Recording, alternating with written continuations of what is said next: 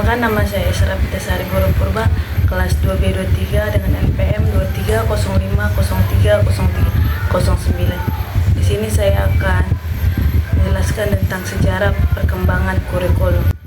Undang-Undang Nomor 20 Tahun 2003 tentang Sistem Pendidikan Nasional menyebutkan bahwa kurikulum adalah seperangkat rencana dan pengaturan mengenai tujuan, isi dan bahan pelajaran serta cara yang digunakan sebagai pedoman penyelenggaraan kegiatan pembelajaran untuk mencapai tujuan pendidikan tertentu.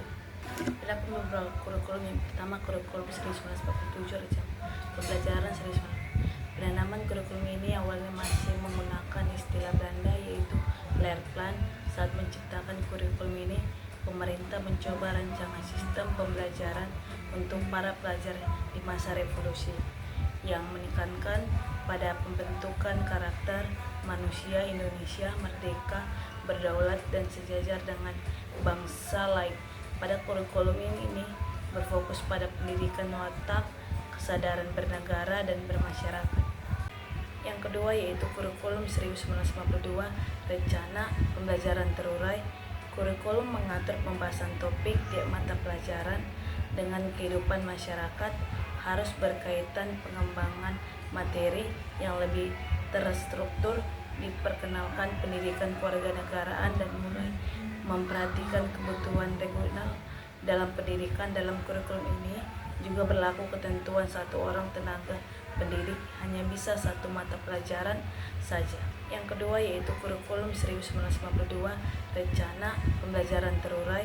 Kurikulum mengatur pembahasan topik tiap mata pelajaran dengan kehidupan masyarakat, harus berkaitan pengembangan materi yang lebih terstruktur, diperkenalkan pendidikan kewarganegaraan dan mulai memperhatikan kebutuhan regional dalam pendidikan. Dalam kurikulum ini juga berlaku ketentuan satu orang tenaga pendidik hanya bisa satu mata pelajaran saja.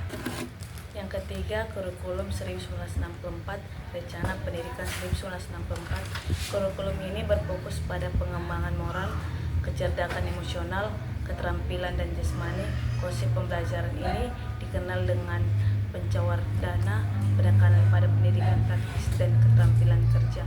Kurikulum ini bertujuan untuk menanamkan pengetahuan akademik dari jenjang SD dan pemerintah juga menerapkan hari Sabtu sebagai hari bagi siswa untuk berlatih berbagai kegiatan sesuai minat dan bakatnya. Yang keempat, kurikulum 1968. Kurikulum ini menekankan pendidikan Pancasila, fokus pada pendidikan dasar 9 tahun, penyederhanaan materi ajar untuk memperkuat pendidikan moral dan agama. Pada kurikulum ini pula sistem penjurusan dimulai pada kelas 2 SMU 11. Yang keempat, kurikulum 1968. Kurikulum ini menekankan pendidikan Pancasila, fokus pada pendidikan dasar 9 tahun, penyederhanaan materi ajar untuk memperkuat pendidikan moral dan agama. Pada kurikulum ini pula sistem penjurusan dimulai pada kelas 2 SMU 11. Yang kelima, kurikulum 1975. Kurikulum ini menekankan pendidikan yang lebih efektif dan efisien.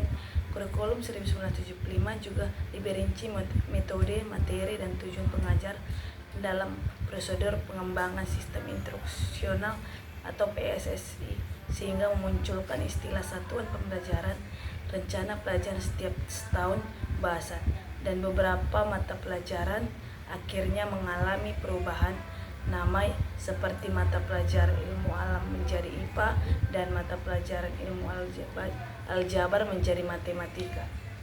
Yang keenam yaitu kurikulum 1984, fokus pada pengembangan kemampuan dasar siswa, penerapan strategi belajar aktif atau cara belajar siswa aktif atau CBSA. Dalam kurikulum 1984 ditambahkan mata pelajaran pendidikan sejarah perjuangan bangsa atau PSPB. Yang ketujuh, kurikulum 1994 dan suplemen kurikulum 1999.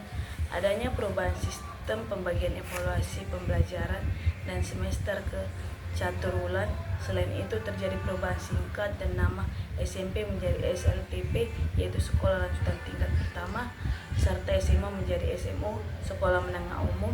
Mata pelajaran PSPB dihapus dan penjurusan SMA dibagi 3, yakni IPA, IPS, dan Bahasa. Yang ke-9, kurikulum tingkat satuan pendidikan atau KTSP 2006. Kurikulum ini memberikan otonomi kepada sekolah untuk mengembangkan kurikulum sendiri sesuai dengan kondisi lokal dan penekanan pada kompetensi inti dan standar kompetensi lulusan.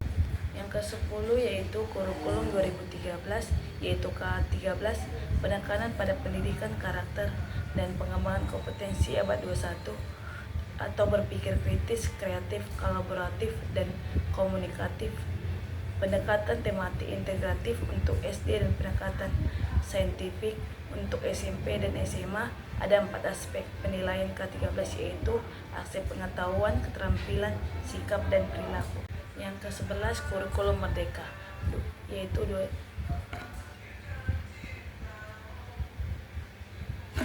Yang ke-11 kurikulum merdeka tahun 2021 sampai 2022 memberikan fleksibilitas bagi guru untuk mengatur pembelajaran sesuai kebutuhan siswa, fokus pada pembelajaran berbasis proyek untuk mengembangkan kompetensi siswa dan penerapan prinsip-prinsip merdeka belajar yang memberikan ruang bagi siswa untuk mengembangkan minat dan bakatnya.